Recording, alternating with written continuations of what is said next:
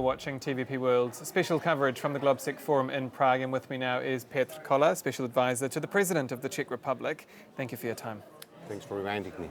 So first of all, how does the Czech Republic view Poland's role in Central Eastern Europe? As a crucial, you are Central European superpower, and I take it quite seriously. It's not a joke. Very close to us. Our cooperation is traditionally very serious and deep.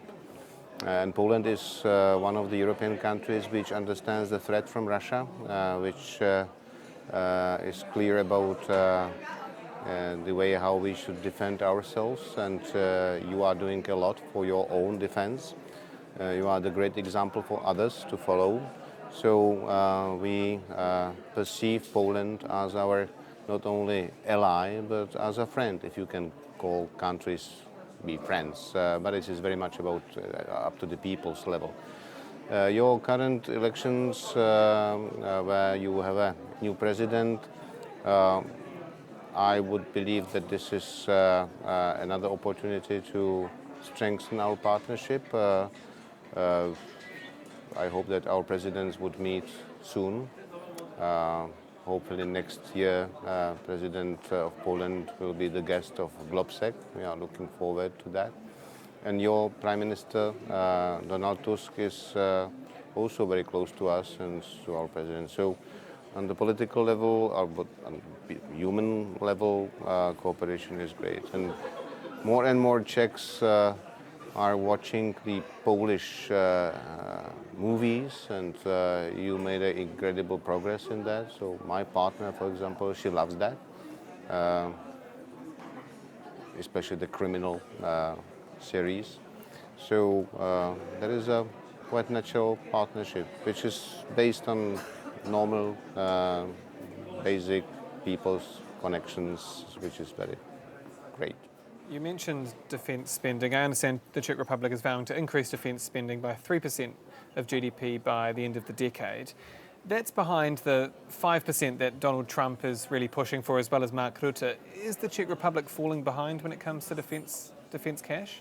Well, we have a NATO summit 2 weeks from now, so we will see what the agreement will be there. The threat from Russia is imminent and is real. It's not just a ghost. It is a real problem we have to face and take seriously. And I believe that defense, this is something what all people should support. Otherwise, you could be quite easily swallowed as a victim of a predator, which is having quite a clear appetite to grow. Mr. Putin never hid that his dream is to restore the Russian Empire. You have your own experience with that. We have it too, so we should take it seriously. And 3%, 5%, 2%, I don't think that this is something what should prevail. We should really concentrate on ways how to intelligently finance our defense, how to do it effectively, how we can cooperate, what we can do together. European Union has no army, but it has resources, it has money. So military industry is the platform where European Union should really invest.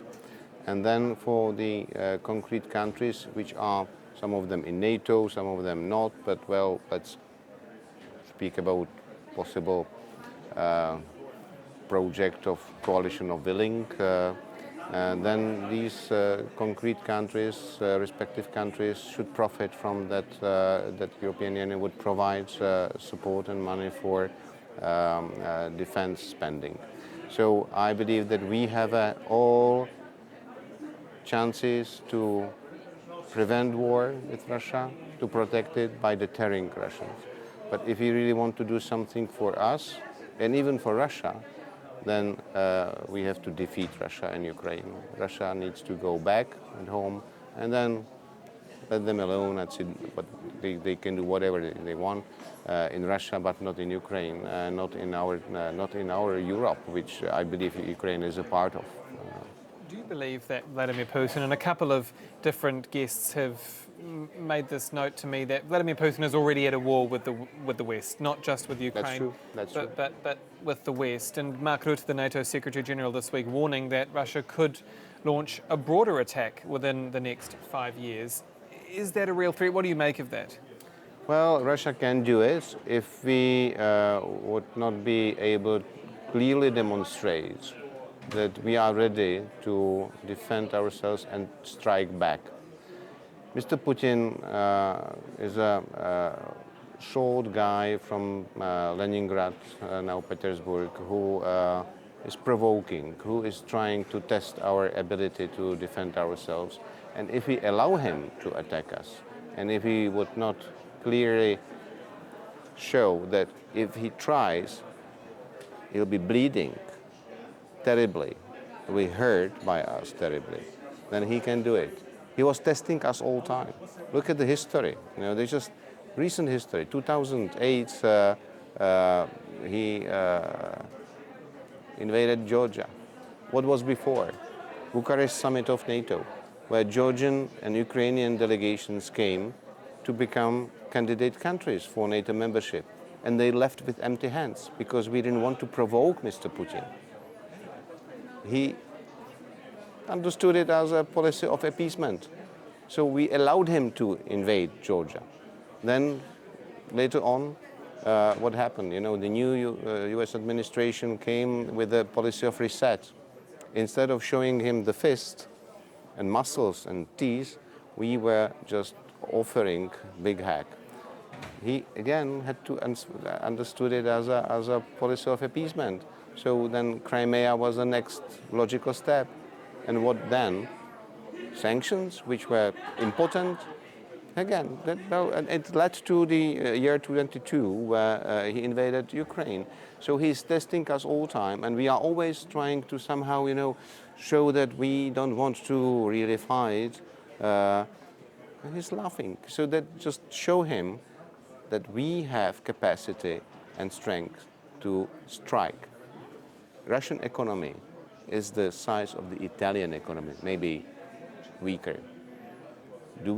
Are we really afraid of such a giant, which is not real giant, which is actually corroded from inside? Mr. Putin is a tumor of Russia. Russia is a sick country. It has serious disease, cancer. So he's a malignant tumor of Russia, and it must be taken off. Of course, it should be done by Russians, but we should help Russians to do it by defeating Russia in Ukraine. Always, the changes in Russia were always when Russia was defeated. After the Japan War, with many other wars, always those changes actually were as a result of war which they lost, and they lose a lot. They are losing wars, and not only winners. On the NATO summit, is this a real moment of truth for NATO on Ukraine? Well, hopefully yes, because the situation is serious. Many things are happening together. Last night we saw the drone attack of Israel against Iran. Iran is an ally of Mr. Putin and Russia. So we have to, in NATO, take the situation very seriously because, if you look at the history, there are some parallels. Of course, you can compare it, but there are some parallels, like before the World War II, or even before World War I. There were different conflicts, isolated, but then they just somehow created the World War together. So now these conflicts which are in Middle East, which are the tension in Indo-Pacific, which is caused by China, it is causing really some tension. And thanks God, there are some countries who started to take it seriously, like, for example, current Germany, which is now speaking about the defense, which is something what in German history, of course, is always causing some questions. You remember what Mrs. Thatcher was saying, where she was saying, keep Americans in, Germans down and Russians out. So I'm saying keep Americans in, Germans up and Russians out. Japan is another example. Now they are changing their constitution because they know what are real threats from China, from Russia. So the world is changing, and let's speak not only about NATO, but about the global West as such. This is NATO, this is, well, Canada is a part of NATO, but Australia, New Zealand, Japan, we are powerful, we are mighty. We have no reason to be afraid of Russia. We should really offer them what they deserve, to be defeated. Petr Kolář, Special Advisor to the President of the Czech Republic, thank you again for your time. Thank you for reminding me. And that's all for this exclusive interview from the GLOBSEC Forum in Prague. Do stay with us on TVP World. I'm Aaron Darman. Goodbye for now.